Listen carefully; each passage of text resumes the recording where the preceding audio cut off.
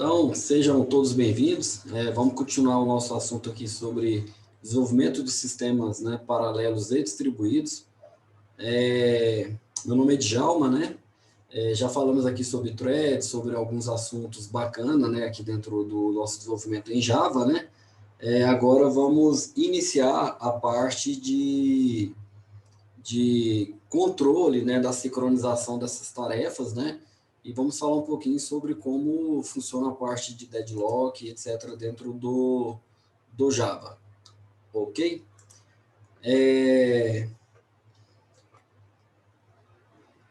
Beleza, antes de iniciar o nosso tema aqui, precisamos falar um pouco sobre como que eu interrompo uma thread, ok? Essa interrupção de threads, ela é bem interessante, porque quando você tem a ideia de iniciar uma thread, você tem a ideia de deixar ela rodando, né, eternamente, ok? E aí, nesse rodar eternamente aqui, a gente tem a noção de objetos que podem estar em alguns estados, ok? Do qual, quando você interrompe, você poderia precisar recuperar esse objeto, e esse objeto ainda não completou o ciclo dele, ok? E aí você poderia ter algum tipo de problema na hora de recuperar isso daí. Nós fizemos esse exemplo, né, no vídeo anterior, onde colocamos uma variável para receber 7, né, e outra variável para receber 5, se a flag for verdadeira. Depois fizemos na flag falsa, se a flag fosse falsa, nós colocamos ele para receber 7 e o valor 11. E aí você percebia que tinha hora que o valor A era 5 e tinha hora que ele era 7, entendeu? Tinha hora que o valor B era 11 e tinha hora que, né, que ele era 15, ele mudava. Então, assim, como que podemos explicar essa situação? Aí veio, né, a necessidade de sincronização de blocos, né? O que a sincronização de blocos faz? Ele pega o método interrupt das threads e faz um bloqueio. Quando ele faz um bloqueio nesse método de interrupção, ele não deixa um outro objeto vir aqui dentro e trocar os valores da variável. Entendeu? Ele garante que o processo finaliza com os valores atuais. Isso gera um pouco mais de demora na aplicação.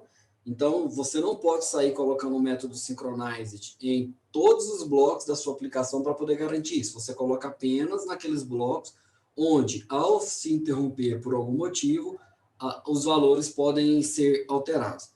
Como que eu vou saber disso? Isso é feeling, né? Isso é conhecer do seu algoritmo, conhecer daquilo que você está trabalhando, conhecer dos objetos que você está ali executando, entendeu? Então, assim, não tem uma regra de onde utilizar. Você pode colocar a palavra synchronize em qualquer bloco, ok? Então, agora, qual bloco que eu vou colocar? Aí a dica é colocar naqueles blocos que podem mudar, né, com frequência, naqueles blocos onde as variáveis podem estar mudando sempre. Quais são esses blocos? Aí é onde é que eu estou falando para vocês, que vocês têm que ter entendimento do código de vocês.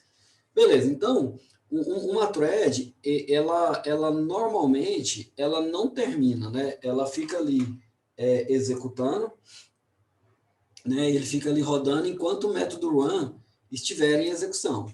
Obviamente, né, se por algum motivo esse run aqui deixar de estar em execução, a thread ela para. Sim, parar significa realmente desligar, ok? Então, existem métodos que eu posso vir aqui dentro desse método run aqui e interromper, entendeu? Então, eles ligam, aqui dentro do run tem algumas propriedades, ok? Uma propriedade que tem aqui no método run seria a parte da gente poder, nesse caso, né, interagir com essa thread. Então, uma das propriedades que tem lá dentro é essa propriedade interrupt. Entendeu? Então, os métodos de interrupção, né, eles não interrompem a flag de uma vez. Então, quando você chama o método .interrupted, não significa que ele vai lá e vai interromper a thread. entendeu? Significa o seguinte, olha, essa thread, na primeira oportunidade que ela puder ser parada pelo sistema operacional, pelo escalonador de processo, eu quero que ela seja parada. Entendeu? Isso daí é igual você pegar o método system.gc do Garbage Collector e mandar ele executar. Não, você só está indicando para a máquina virtual, para a JVM, de que pode, de que você tem aquele desejo ali, né, de fazer com que o método seja executado, né, que seja ali, nesse caso do Garbage Collector, seja executado. Mas você não consegue dizer exatamente o momento que o system.gc ele vai atuar. Do mesmo jeito, é o método interrupted. Então, o método interrupt, esse método interrupt, quando você chama ele para interromper uma flag, interromper uma thread, ele apenas vai ligar naquele objeto, entendeu? Uma bandeira lá, uma flag, ele vai dizer para aquele objeto que aquela thread ela pode ser, né, parada, ok? Quando você fala isso, o escalonador de processo do sistema operacional, entendeu? Quando ele passar por aquela thread novamente, ele vai ver que esse método está ok, e aí ele vai interromper a thread. Então, esses métodos de instância, por exemplo, você tem ali public void, né, interrupted. Então, esse método interrupted da classe, ele liga a flag. Ligando a flag, na próxima vez que ele passar pelo processador, entendeu? Aquele método run, ela vai ser interrompida. Você pode perguntar para a thread, antes de interromper o processo, se ela já não está em um processo de interrupção. Se você perguntar is interrupted, ok? Ele vai retornar verdadeiro ou falso naquela thread. Se já tiver algo relacionado, você já ter chamado esse método interrupted de momento anterior, ele vai retornar verdadeiro. Se por acaso não tiver ainda sido executado anteriormente, em tempo de execução, ele vai retornar falso, ok? Então, beleza, aqui são métodos de instância, quando você faz um new, ok? Quando você sobe uma classe de thread em Java, ok? Você automaticamente, você já está com algumas variáveis, com alguns valores já em memória do Java que é necessário ter, independente se aquele objeto existe ou não. Isso é o método estático. O que é um método estático em Java? É um método que ele vai para uma área da memória do Java, que ele inicia, junto com a execução do sistema operacional, junto com a execução ali da sua aplicação, ok? E ele inicia, independente se você iniciar aquele objeto, não. Ele vai compartilhar uma área da memória diferente dos outros objetos do Java. Então, você não faz o new em cima de métodos estáticos. Você apenas chama esses métodos estáticos. Por exemplo, quando você vai fazer system.out.println, quando você faz em system.out.println, o que você está chamando? Você está chamando a classe system. Entendeu? Quando você chama a classe system, você por acaso faz system, new system? Não, você não faz. Então, quando você chama aqui, ó, né, quando você chama aqui, ó, a classe system, você não faz isso daqui, ó. System, sys, recebe new system. Por que você não faz isso daqui? Por que você não faz isso? Porque essa classe system, entendeu? Ela é uma classe static. Se ela é uma classe static, você não pode fazer um new nela. Entendeu? Você simplesmente já chama ela de uma vez só. Então, system com S maiúsculo, olha aqui, o S aqui está maiúsculo, ponto out, ponto println, de line new, ponto print ou printf, do jeito que você quiser. Então, aqui você vai colocar a mensagem aqui a ser impressa. Ok? Então, por que você não precisou? Porque essa classe aqui ela é uma classe estática. Quando você sobe a máquina virtual do Java, ele vai subir várias coisas na memória. Ok? Dentro da memória do Java, você tem lá vários blocos, né? Vários blocos de memória. Entendeu? Você vai ter um bloco para a aplicação normal, você vai ter um bloco maior, entendeu? Para o restante da aplicação, e você vai ter um bloco aqui menor no Java, no Java Rep dele aqui, que é para armazenar as variáveis que estão do tipo o quê? Static. Entendeu? Então, quando você vai estudar lá as memórias do Java, você vê essas várias memórias aqui dentro. Então, quando eu falo, quando eu coloco em um slide aqui a palavra métodos de instância. O que são métodos de instância? São aqueles métodos do qual eu posso fazer um new. Ao fazer o new do objeto, eu consigo acessar o quê? As propriedades, barra, né, os métodos. Quando eu falo métodos estáticos, são aqueles do qual não pode o new, ok? E você já de cara, quando você liga a máquina virtual do Java, ele já tem as propriedades iniciadas, ok? Então você quer uma classe do qual você não quer fazer um new nela, coloca ela como static. Ah, mas é muito mais fácil, professor, colocar tudo como static e aí depois disso você chamar sem fazer o new. Sim, é mais fácil. Só que aí você vai aumentar essa memória aqui do Java, ó, e essa memória do Java aqui, ela é bem menor do que as outras memórias. Então, a palavra static, ela garante que você tem uma única instância daquele objeto na memória. Como é que você vai fazer para instanciar as outras classes? Instanciar mais objetos? Você não vai ter essa possibilidade. Então, por isso você não pode fazer. Então, quando eu falo aqui para vocês que métodos de instância são métodos que você vão acessar a partir do momento que você fez new. No caso, fez new em thread. Métodos estáticos são aqueles métodos do qual você não precisa fazer new. No caso, em cima de quem? De threads. Entendeu? Então, o static boolean interrupted, ok? Ele retorna verdadeiro se o interruptor estiver ligado. Em seguida, ele pode mudar esse cara aqui para falso, se você quiser mudar ele para falso. Entendeu? Então, esse método de interrupção ele funciona dessa forma. Esse método de interrupção é a gente que fica o tempo todo controlando ele? Não necessariamente, mas se você quiser, pode. Entendeu? Esse método de interrupted, ele é utilizado pela própria memória do Java para poder ela trabalhar com as threads para dizer o que está em execução e o que não está em execução. Mas vamos dar aqui um exemplo, então, de uma implementação com interrupt. Beleza, então vamos lá. Eu tenho uma classe chamada interrupted runable, né? Vou implementar a interface runable, então eu estou criando uma thread aqui que implementa a interface runable. Lembre-se, eu tenho duas possibilidades de trabalhar com thread. Ou eu faço a implementação da interface, ou eu faço a herança de thread. Beleza. Quando eu faço uma implementação de runable, eu tenho que sobrescrever o método run. Quando eu faço uma extend da classe thread, eu não preciso sobrescrever, eu tenho que implementar esse método aqui. Enfim, dá na mesma. Se você implementar runable ou se você herdar da classe thread, você tem que colocar o que você quer que seja o bloco de execução da thread, o que você quer que fique executando enquanto a thread tiver vida. É o que tiver dentro do método o quê? Run. Por quê? Porque do lado de fora, quando você fizer aquela thread, ponto start, quem que ele vai chamar? Ele vai chamar o método runable.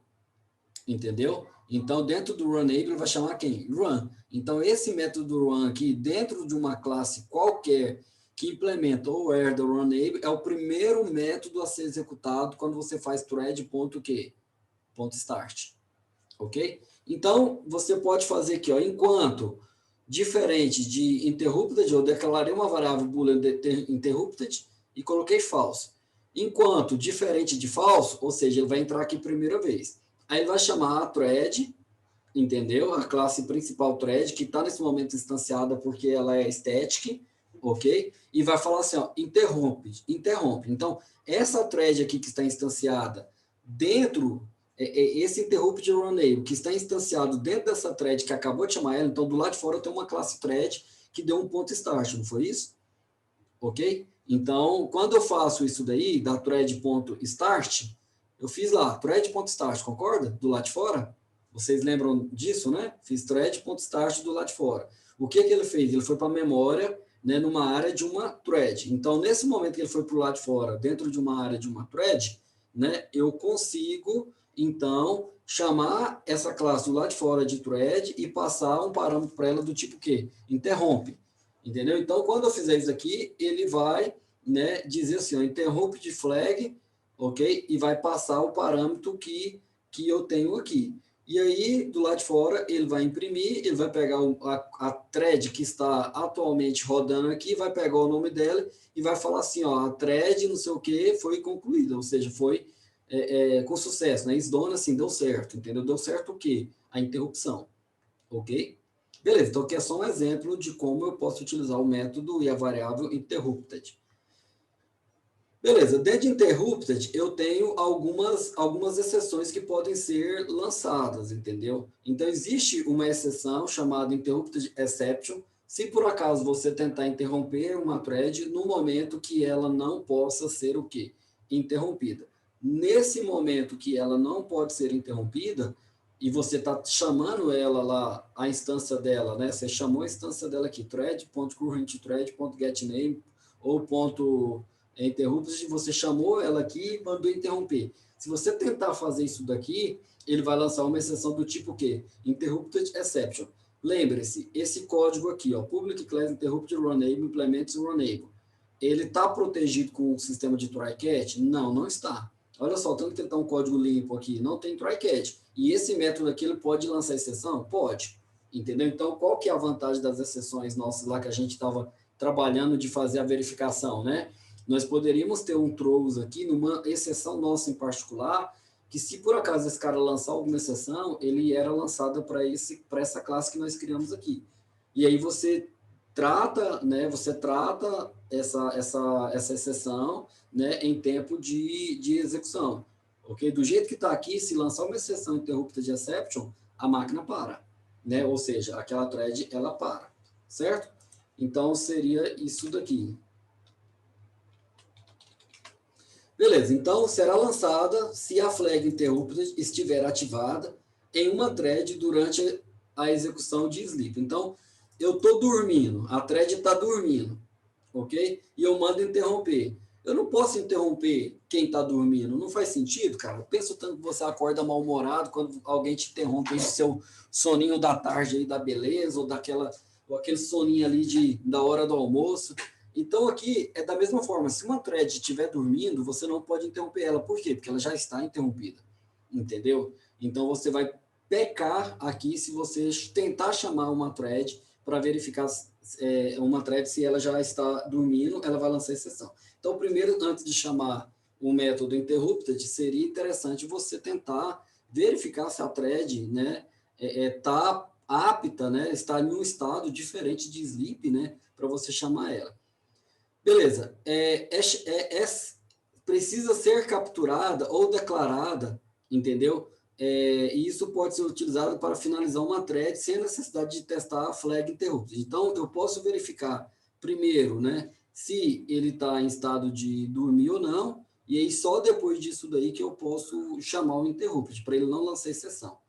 O bloco try-catch pode capturar a exceção e finalizar a thread normalmente. Então, olha só, eu lancei uma exceção aqui porque eu mandei interromper algo que já está interrompido. Uai, beleza, eu faço um try-catch e dou uma mensagem. A flag foi interrompida. Por quê? Porque ela está parada. Ok? Ok? Então, essa é uma situação. Você também pode utilizar o bloco try-catch para ignorar as coisas, entendeu? Por exemplo, eu mandei chamar o interrupted e a flag minha, ela já está dormindo, ou ela já está interrompida, lançou minha exceção. Aí eu não faço nada nesse bloco. Eu só deixo o código o quê? Continuar.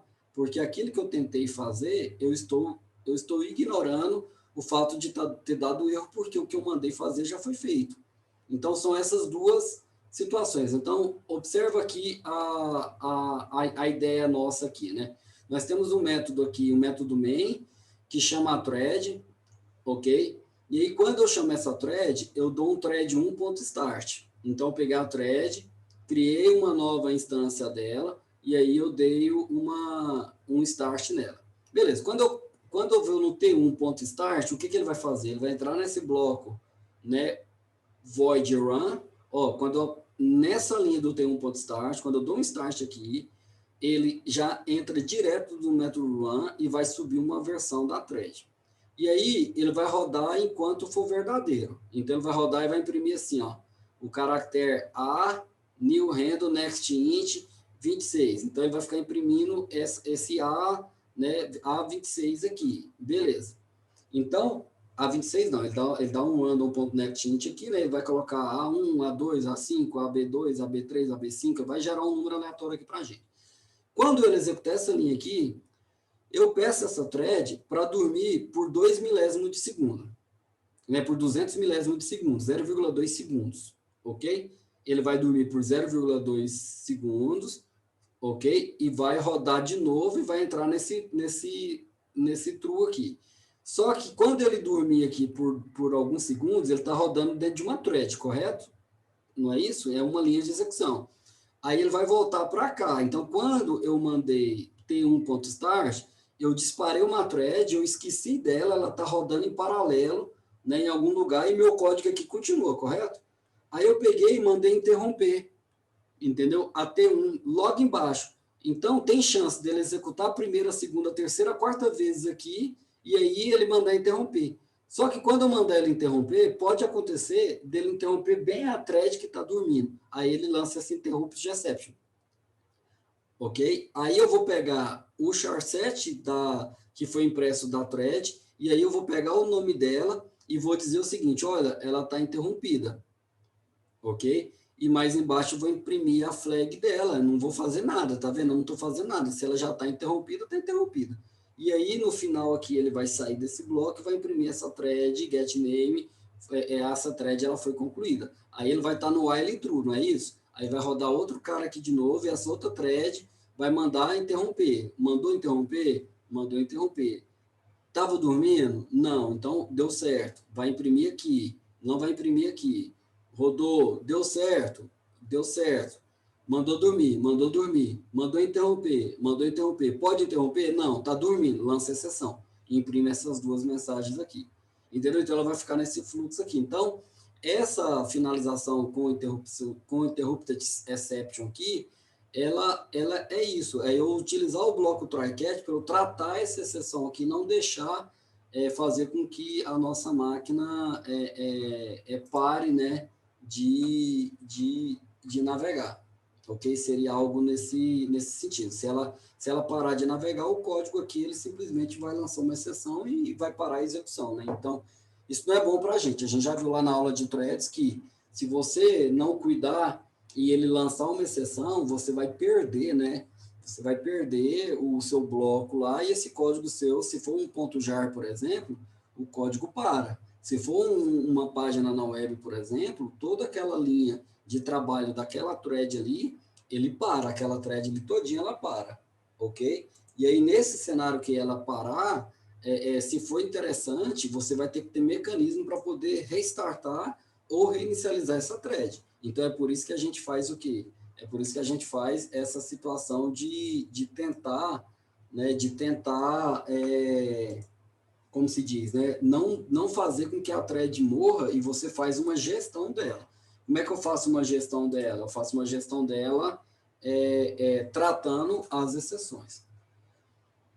Beleza, então, se o código decidir não interromper a thread, lembre-se, quando eu coloco a thread para interromper, eu estou apenas dizendo para aquela thread que ela pode ser interrompida. Ela não vai ser interrompida de maneira o quê? Imediata.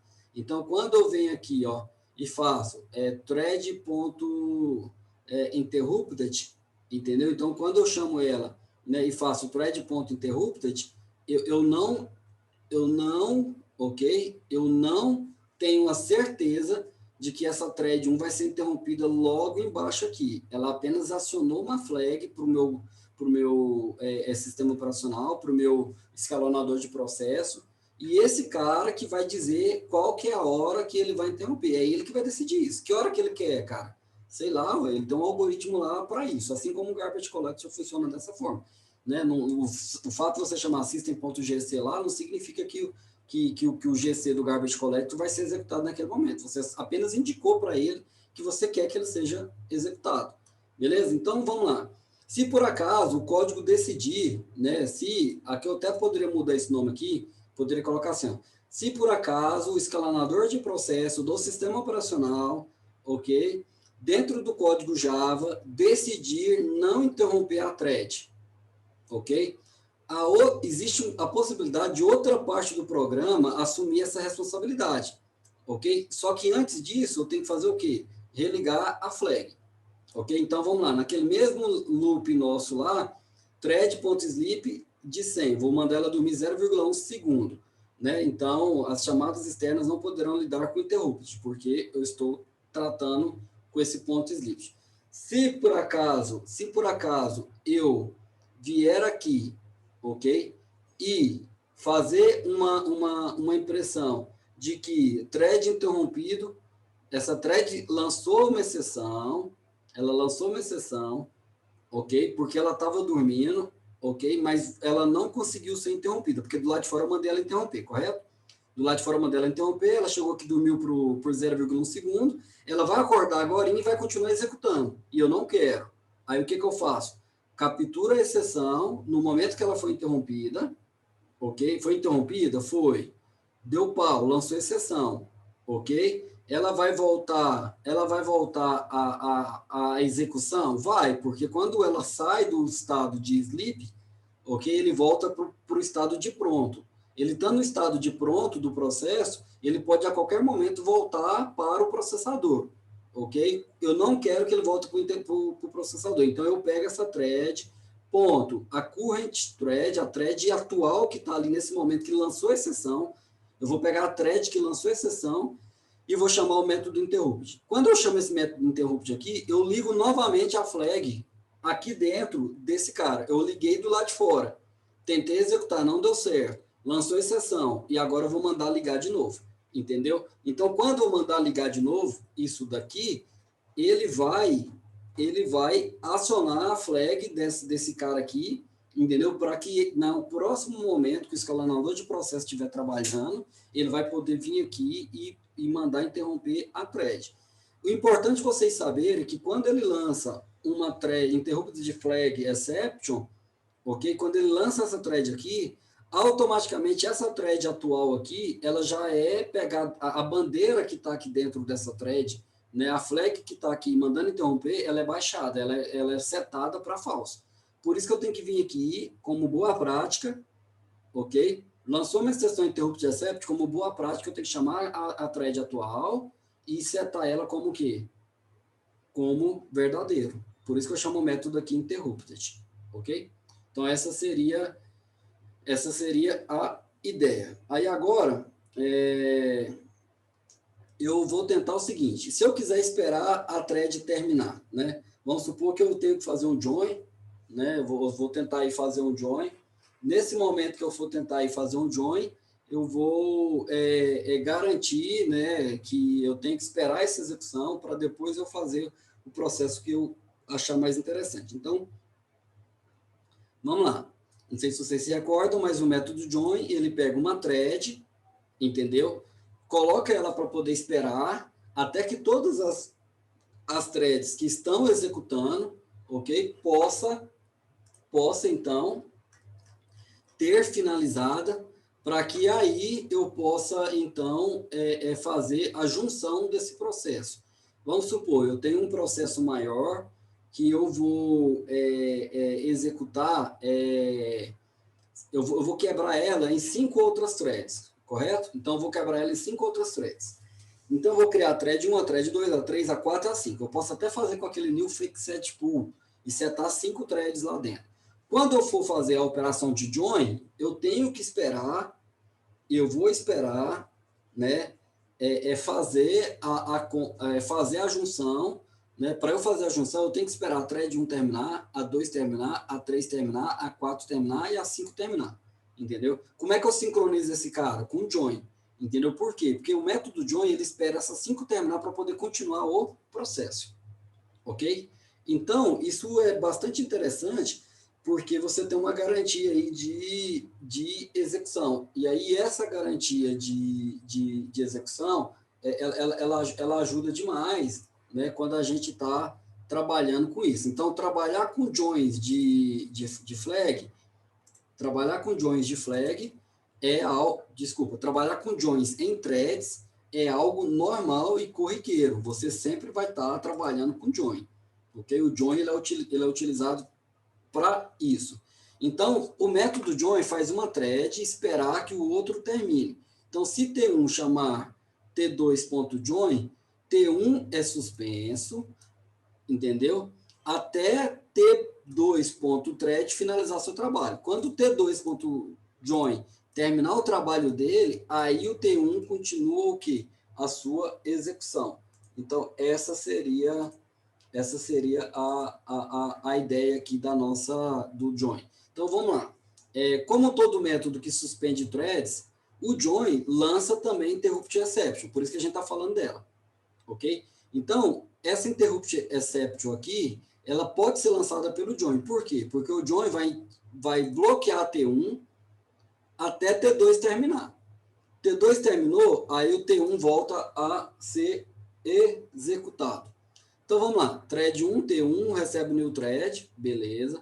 Aí eu vou fazer um for de 0 até 9.999, ou seja, vou rodar isso aqui 10.000 vezes e vou imprimir, né, a variável i. Então, vai ser 0, 1, 2, 3, 4, 5, 6, 7, 8, até 9.999.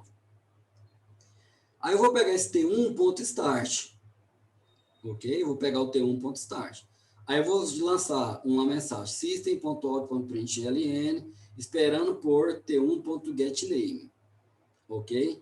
Aí eu vou fazer T1.join, certo? Aí eu vou lançar system.out.println, o método main foi encerrado. Beleza, então isso aqui é para eu estar controlando, para eu estar lançando, para eu estar trabalhando com T1. Aí o T1, em cima de apenas uma thread, vai esperar ela processar todo esse for para ela poder ser encerrada.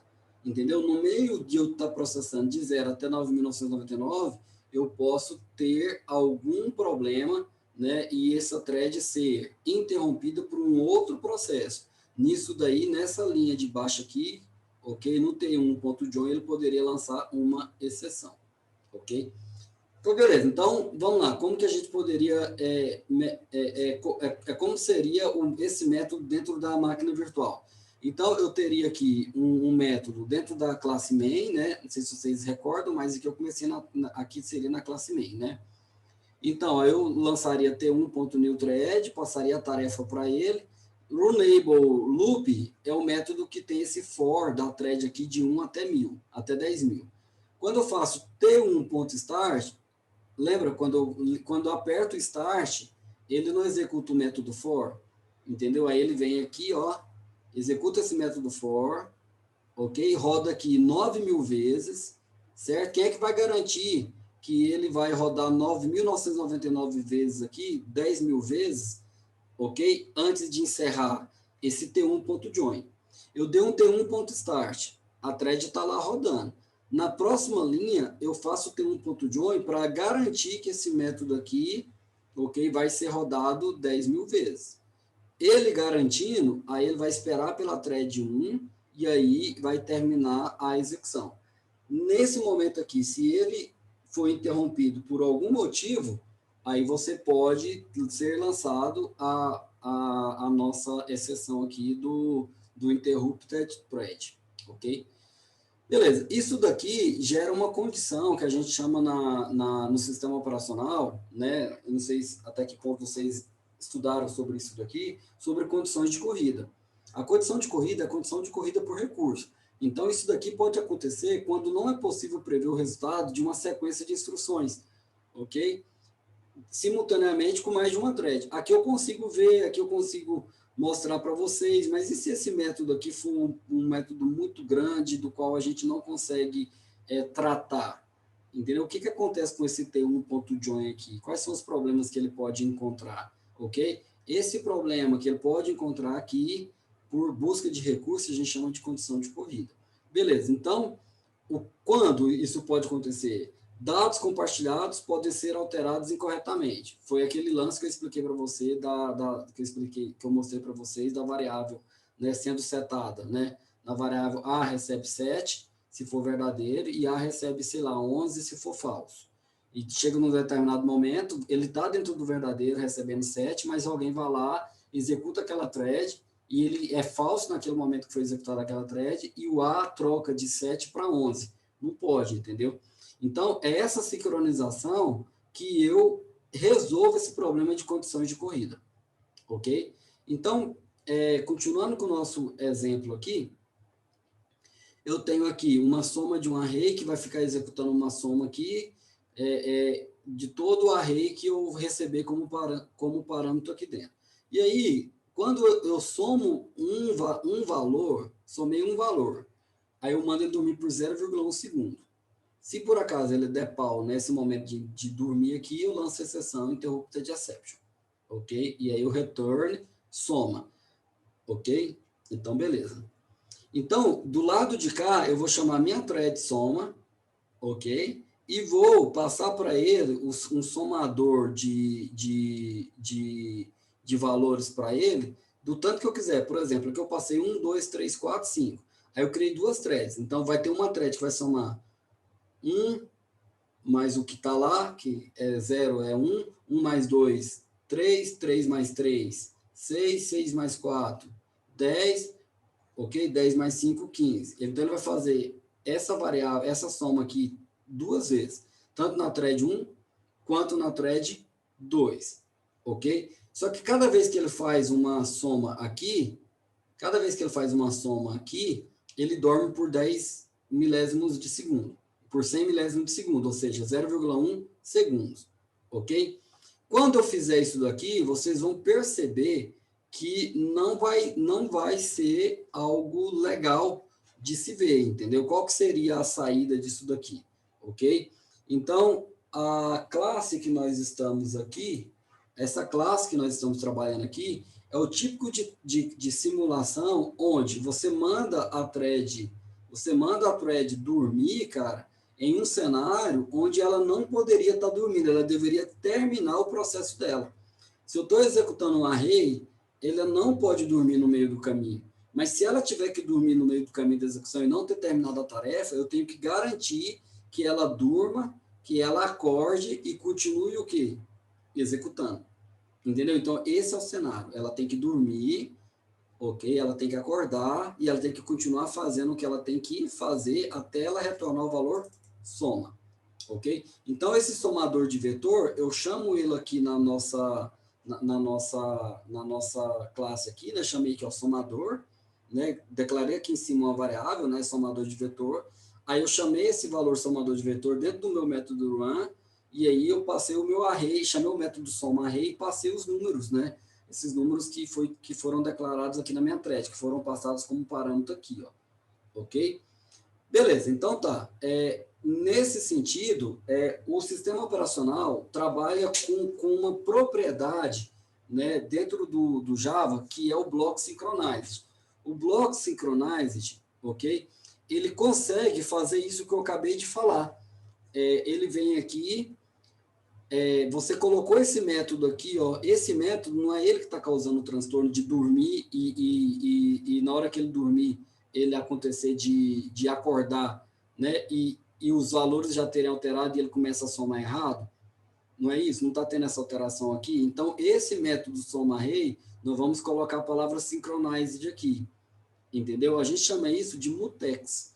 Você diz para o sistema operacional, entendeu, que esse método aqui, ele tem que ser garantida a execução dele sem interrupção.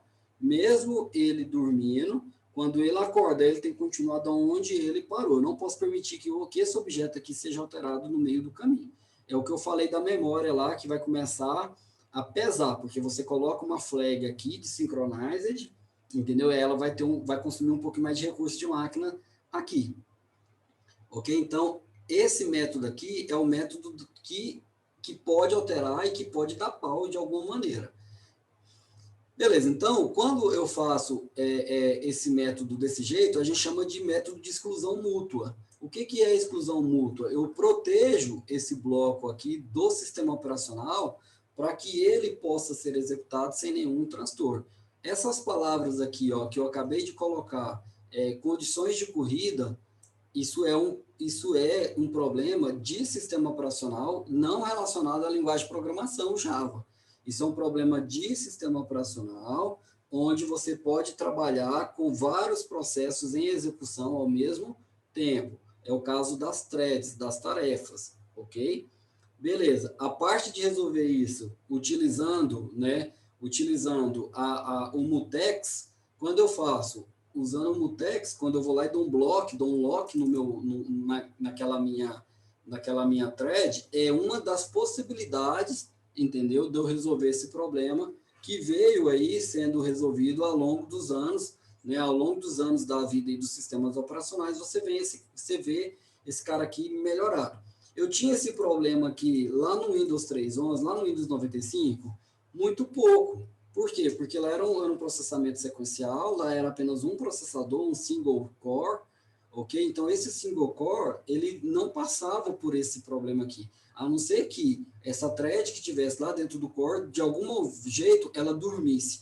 Mas aí, para resolver esse problema lá, era muito mais simples, porque eu estava trabalhando apenas com um processador. Hoje, os sistemas operacionais, eles têm uma dinâmica, um poder de trabalho muito mais dificultado, porque são vários processadores vindo aí de diversos locais, né, vindo aí de diversos blocos, né, de execução, né, concorrendo por recursos, né, que seria, né, aquela corrida por recursos ali. Beleza, então como que seria isso daqui? Quando eu faço um objeto, new objeto, vamos supor que eu declarei duas threads, a thread 1 e a thread 2, ok? Eu bloqueio a execução desse cara, garanto que ele seja executado, entendeu? Enquanto o processo estiver em execução. Então, duas threads que acessam o mesmo objeto aqui, quando uma tentar acessar, ok, esse objeto, e ele já estiver bloqueado, né, o mutex block, não vai deixar ele acessar. Entendeu? Por quê? Porque aquela thread atual, ela tem acesso exclusivo ao bloco até ela finalizar. Entendeu? Então, quando ela vai tentar obter autorização para ser executada aqui, ela não vai o quê? Ela não vai conseguir. Por isso que eu falei para vocês que isso daqui consome um pouco mais de recurso. Beleza, então quando eu faço esse bloco sincronizado, eu vou carregando essa chave, esse bloqueio, até que eu consigo finalizar a execução, e aí eu libero esse cara para o próximo bloco, ok? Beleza, então, nesse sentido aqui dos blocos sincronizados, eu já falei, né? A gente teria que fazer algo nesse sentido. Marcar o método que ele executa, que ele demora mais para poder ser executado e que ele pode dormir e que ele pode causar um transtorno, marcar ele com a palavra o quê? Synchronized. Igual eu mostrei naquele dia.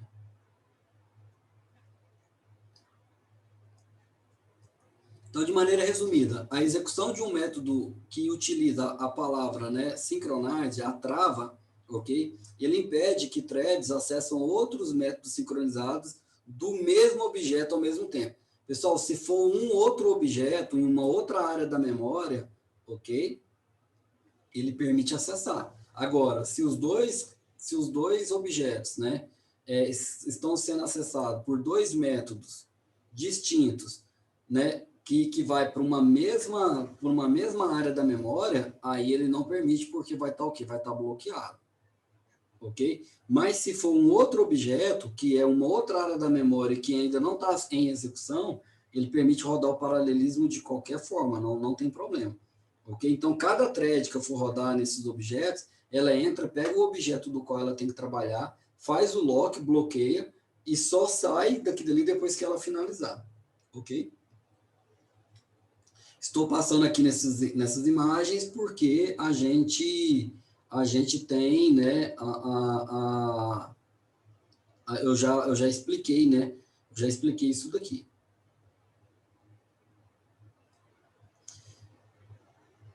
Beleza, então aqui é só uma explicação do ponto de vista de arquitetura de computadores, de como isso daqui funciona porque vai para uma área específica da memória, igual eu falei para vocês, e ele vai consumir uma área específica do processador. É uma área específica do processador chamada registradores, que é a memória mais cara que existe no mundo, se chama memória do registrador, porque ela é muito mais rápida. Para vocês terem uma ideia, processadores, é comum trabalhar com 128 KB de memória nos registradores locais. Entendeu? Então, assim, se você ocupar muito isso daqui, você vai deixar sua máquina em execução extremamente lenta. Então, um algoritmo executando em várias CPUs que acessa uma variável compartilhada pode não ter a cópia mais recente. Por isso que a gente faz essa sincronização de blocos aqui. Por quê? Porque nesse momento você vai garantir que a cópia que ele está na mão seja a cópia o quê? Mais recente. Ok? Porque aí você não vai ter o problema de estar sincronizando threads. E aí, você tem as comunicações entre as threads, que essas threads conversam uma através da outra, através de troca de mensagens, entendeu? Então, o método white, o método notify all, ele libera uma trava, ok? Que foi obtida por essa thread aqui. Então, se eu marcar um bloco como synchronized, e dentro desse cara eu tiver uma opção, por exemplo, de notify, ok? Então, ele notifica a thread que a gente chamou de notify, entendeu? Para que ela receba aquela trava.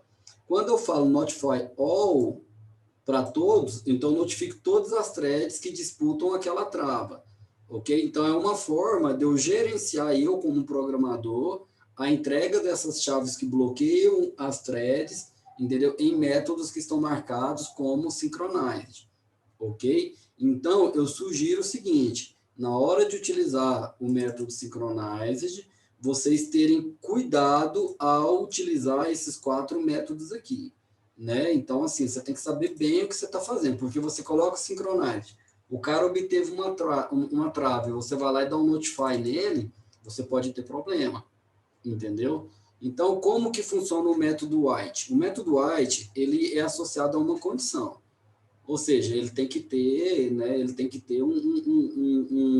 um if, né, um if ali, né, para que eu possa dizer para ele, entendeu, se eu posso, né, dar um white para ele ou não. Então, por que disso? Porque eu tenho que testar primeiro se ao obter a trava, ok, se eu posso liberar essa trava e esse cara vai ser suspenso, ok? Beleza. Então, eu não posso fazer isso daqui sem ter esse teste.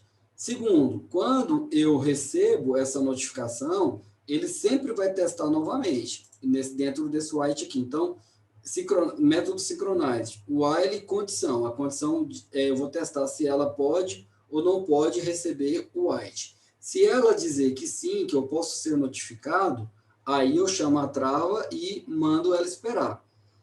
Ok? Do contrário, eu não posso deixar ele vir aqui fazer isso. Então, o código da tarefa, quando a condição for verdadeira, ela vai vir aqui, não vai deixar ele esperar, porque se ela esperar, vai eliminar, é como se eu estivesse eliminando o bloco synchronized, porque eu mandei esperar. O que acontece quando eu mando esperar? O que acontece quando eu mando dormir? Pode lançar a exceção interrupted, né, exception. E aí, depois disso, eu notifico todas as nossas threads, ok? Né? Com a situação, né? Que se elas estiverem esperando, né? Para trabalhar em cima desse objeto aqui, que ela pode pegar porque eu acabei de liberar a trava. Eu não preciso mais da trava. Então, esse synchronize de while trava.wait aqui, esse wait aqui é para dizer o seguinte: olha, eu sei que eu estou no método synchronized, mas eu não preciso mais dessa chave. Eu já terminei a minha tarefa. Eu terminei minha tarefa, o meu for já, essa condição é isso. Ó. Eu vou testar se o for já foi concluído. Eu vou testar se o objeto já foi gravado no banco de dados. Eu vou testar se a conexão já foi fechada. Eu vou testar se o fluxo de dados já foi encerrado. Depois que eu tiver certeza que essa condição for encerrada, aí eu vou dar uma mensagem para ele esperar, para essa thread esperar. E do lado de fora eu vou notificar as outras threads que estão esperando para poder trabalhar, entendeu? Que ela possa utilizar esse objeto aqui e ser executado. Então, aqui eu digo que eu estou liberando essa thread do trabalho, que ela já terminou a tarefa, então ela já limpou o quarto, ok? E aqui tem o seu pai e sua mãe esperando você terminar de limpar o quarto, para você limpar agora a sala. Então, eu vou vir aqui e vou notificar os seus pais. Olha, tal pessoa terminou de limpar o quarto. Aí você vai pegar esse notifier aqui, vai utilizar esse objeto e vai falar assim, não, agora você vai executar tal coisa. Entendeu? Essa seria a ideia. Então, aqui, terminei a minha tarefa e aqui eu notifico quem esteja esperando para poder ser executado, né, dentro dessa mesma condição aqui. Beleza, então foi isso que eu quis dizer, né? Essa imagem, ela traduz isso. Eu tenho aquela condição, eu vou esperar enquanto ela estiver, né, trabalhando aqui, ok? Só depois disso que eu vou mandar ela executar a segunda tarefa. Para eu executar a segunda tarefa, eu vou notificar os outros objetos do lado de fora, passando para eles a chave, falando para eles, olha, essa tarefa tá ok. Quando você pegar ela para poder, quando você pegar esse objeto, colocar ele para trabalhar de novo, você tranca ele de novo. Você vai lá e bloqueia ele, porque senão outra pessoa pode vir aqui e utilizar. É como se você tivesse um armário dentro de uma academia. Olha lá, um local. Ideia bacana, olha só. Condição: o cara ainda está malhando na academia, ainda está lá fazendo atividade física, entendeu? Sim, então ele não faz nada, entendeu? Você tem aqui a condição, ele vai tentar notificar e não vai conseguir, vai ficar rodando aqui. Beleza. Aí tem pessoas aqui em pé esperando uma chave do armário para poder guardar as suas coisas, ok? Para guardar as suas coisas. Tá esperando, tá esperando, tá esperando, tá esperando. De repente, alguém vem, abre o armário, tira as suas coisas do lado de dentro, ok? Porque essa condição de malhando aqui agora é falsa, ele não está mais malhando. Aí você notifica que pode ser que você pode passar esse armário para alguém, ok? E fala para todo mundo, pessoal, o armário tal está liberado, está aqui a chave. Quantas pessoas podem pegar essa chave? Apenas uma. Aí essa nova pessoa vai pegar essa chave, vai abrir, vai colocar o material dentro e vai malhar. Essa condição para essa novo objeto aqui, ela vai estar o que agora? Vai estar falsa. Então ela não vai entrar aqui dentro. Ela vai ficar esperando até o cara terminar de malhar. Só aí ele libera a próxima porta do armário. Ok? Então, seria isso. Então, a thread obtém a trava e testa a condição, que é a esperada, né? Executa a tarefa, mudando essa condição e notifica liberando a trava. Seria isso. Então, eu testo se o cara terminou de malhar. Terminou de malhar? Não. Então, beleza. Testo de novo. Terminou de malhar? Não. Beleza. Testo de novo. Terminou de malhar? Terminei. Me devolve a chave, que eu vou passar para outra pessoa. Seria esse notify all aqui. Notify, no caso. Beleza? Então, essa seria a ideia do synchronize, né, do objeto, ok? E aí você pode ficar nesse loop aqui enquanto você achar que é interessante. E o exemplo do Notify é isso que eu falei. Você passa esse objeto para uma outra thread, entendeu? Qualquer. Essa outra thread pega essa chave, abre o armário, aí vai gerar uma outra condição para essa thread. Agora não é mais essa thread aqui, agora é esse outro objeto aqui. E ele vai ficar nisso aqui, depois vai passar para uma terceira thread, depois para uma quarta thread, depois para uma quinta thread. Essa chave vai percorrendo ali o dia inteiro, cara. Entendeu? Então, esse seria o exemplo. A diferença do Notify e o Notify All é porque o Notify executa a próxima thread que já esteja na fila. O Notify All, ele executa, ele manda, ele pergunta para qualquer thread que estiver ali naquele momento. Entendeu? Para todas, ele notifica todas. Então, ele verá essa notificação para todos os threads que tentarão obter a trava. Ok? E aí, como que eles vão obter essa trava? Condição de concorrência deles por processo. O processo do sistema operacional, escalanador de processo, que vai definir isso daí para ele. E aí, a gente tem um padrão clássico de design partner, entendeu? Chamado produtor e consumidor, que a gente chama na internet de publish e subscribe. O padrão clássico de publish e subscribe na internet, se vocês fizerem aí uma busca qualquer, né?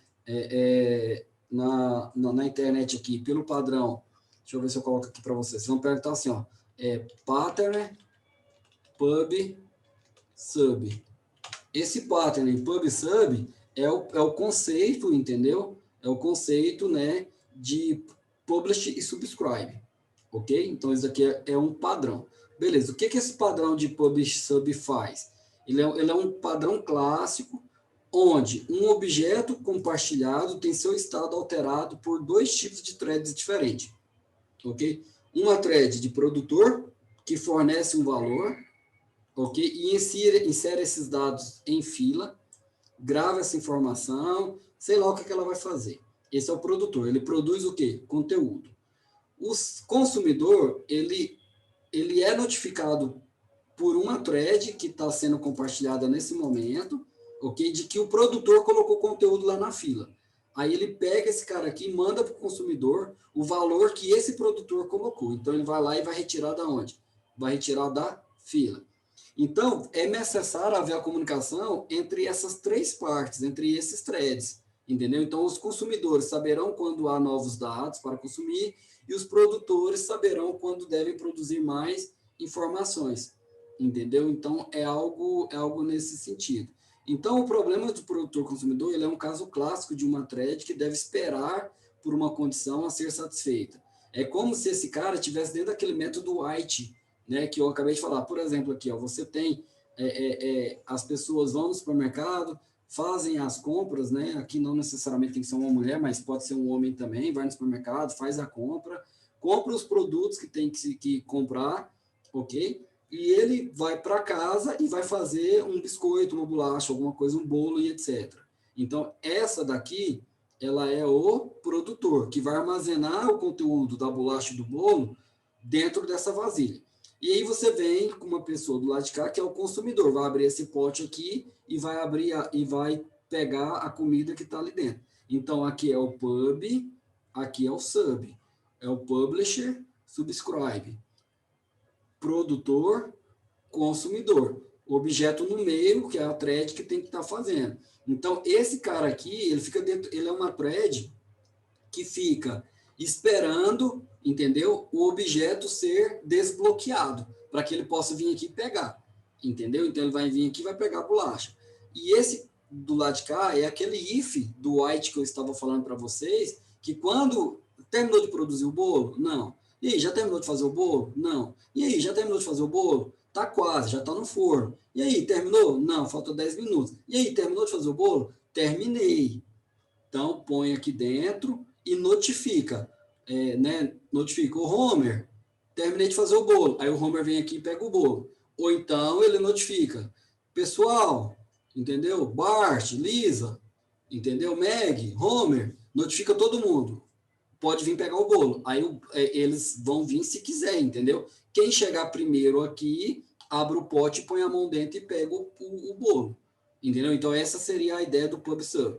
Para vocês terem uma ideia, esse problema de Publish e Subscribe é um dos cenários mais utilizados na internet hoje por uma série de situações.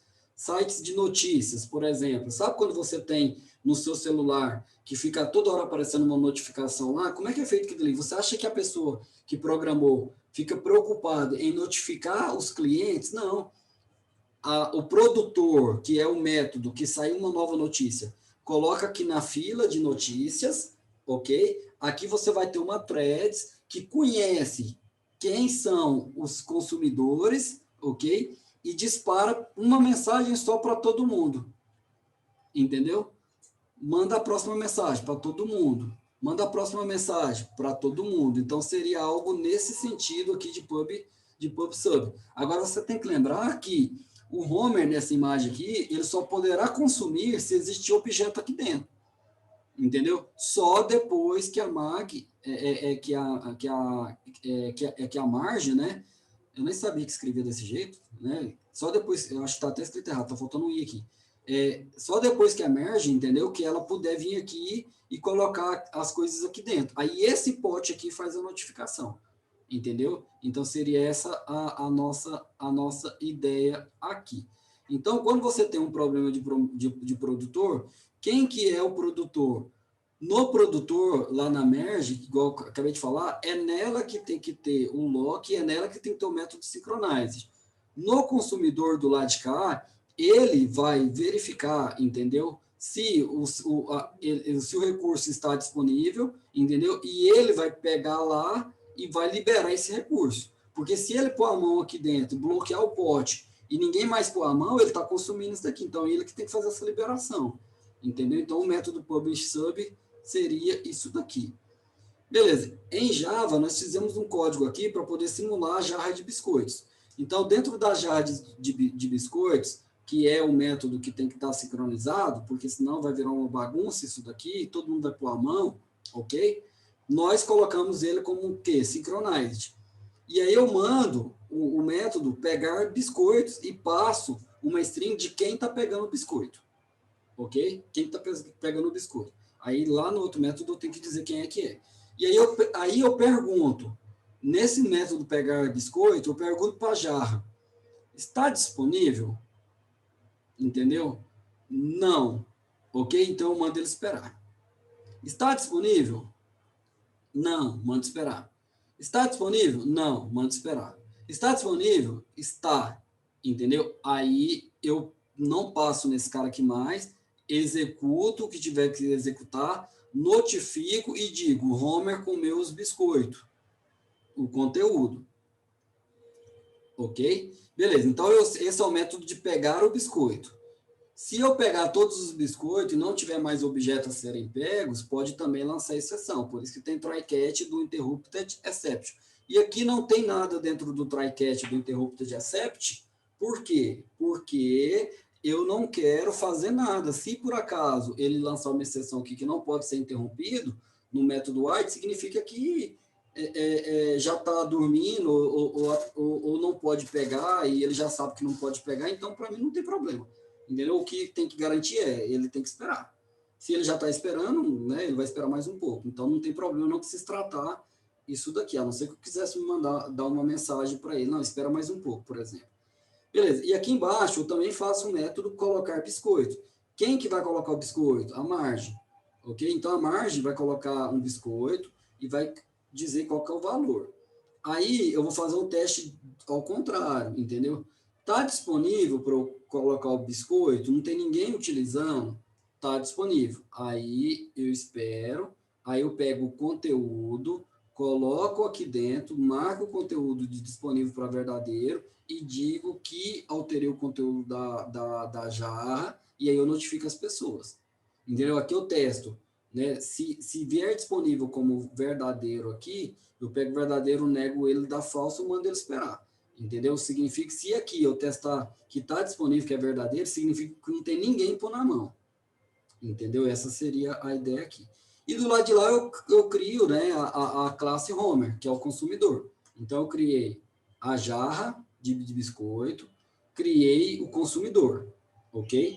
Não vou criar, não posso esquecer de criar, né, a parte também do cara do publisher, entendeu? Beleza, criei aqui uma instância da variável jarra de biscoito, deu jar aqui, ok? Aqui dentro eu coloquei, né, coloquei aqui um construtor que já recebe o objeto que é a jarra, para que tenha apenas uma jarra no meu método aqui. Vou criar o método comer, entendeu? Vou pegar essa jarra, vou abrir o pegar biscoito e vou falar assim, ó, quem está pegando o biscoito é o Homer. E aí eu mando o Homer dormir, né, em uma variável de math, né, math.handle. A variável math.handle, pessoal, ele retorna um número entre 0 e 1, ok? Então, esse número entre 0 e 1, eu multiplico ele por 1000 aqui, então eu vou ter aqui em milésimo, de segundos, ok? Então, eu vou dormir aqui por 300 milésimos de segundo, 400, ou 500, ou 700, ou 100, entendeu? Ou próprio 1000, entendeu? Seria algo nesse sentido, ok? Então, essa variável aqui, ela faz isso. E aí eu vou criar o método run, entendeu? Que eu vou fazer o Homer tentar comer 10 biscoitos. Pode demorar 10 segundos, como pode demorar 10 horas, à medida que tenha mais gente tentando comer e acessar o pote. Eu não coloquei nenhuma prioridade para o Homer, ok? Vocês entendem isso daqui, né? Então, eu não coloquei nenhuma prioridade, mandei ele comer 10 vezes, estou mandando ele dormir. Do lado de lá, eu tenho um cara bloqueando o acesso ao pote. Então, essa thread aqui, ela pode demorar um pouco, né? Até que ele consiga comer aqui 10 biscoitos. Então, dentro do método run, é o método que eu coloco, que eu quero colocar em thread, em paralelo, ok? Então, vou colocar aqui o método comer. Beleza, então essa é a classe Homer. A classe merge, né, a margem, ela vai implementar também o Runable, ela também vai ter acesso ao pote, o mesmo pote o Homer, ok? Só que aí ela vai ter um método de bake, né?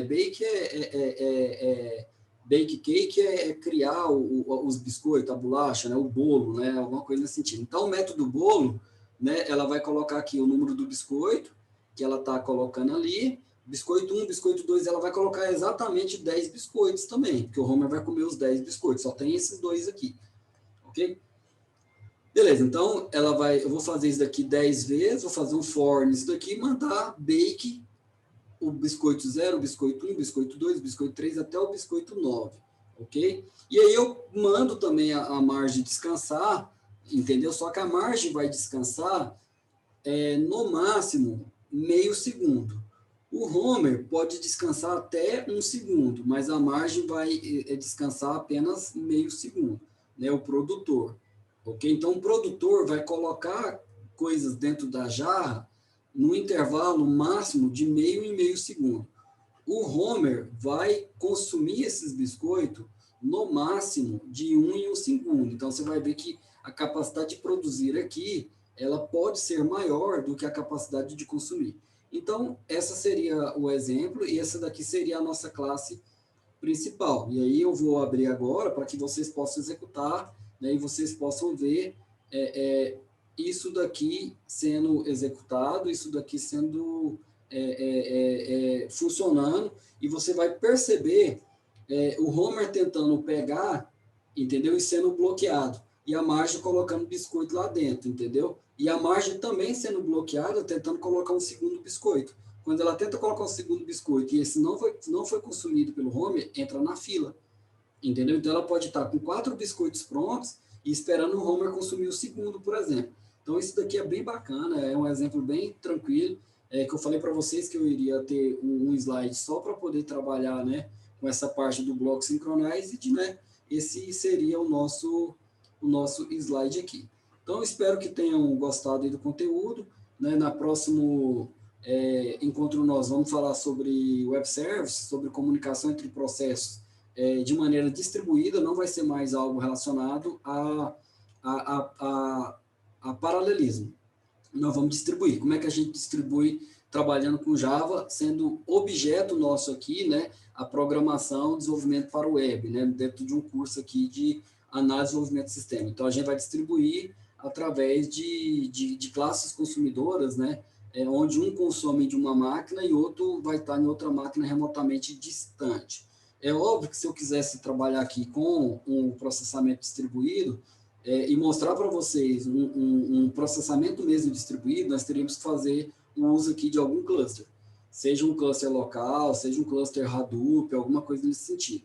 Como a gente está com a pegada de desenvolvimento para a web, eu vou fazer um meio termo aí em relação a essa programação distribuída quando eu mando eu executar um processo que esteja numa máquina remota, não seja numa máquina local, ou seja, utilizando linguagem de programação web, um protocolo HTTP. Essa seria a ideia nossa aqui, né, do desenvolvimento do conteúdo. Por quê? Porque o curso em si nosso aqui, que a gente está tentando levar, são para pessoas, né, que estejam fazendo desenvolvimento para o web. Se fosse um curso de pós-graduação em Data Science, né, em um outro tipo de pegada, aí, obviamente, o meu exemplo teria que ser em cima do ecossistema aí do Spark, do Hadoop, juntamente com o Spark. Então, espero que tenha gostado e até a próxima.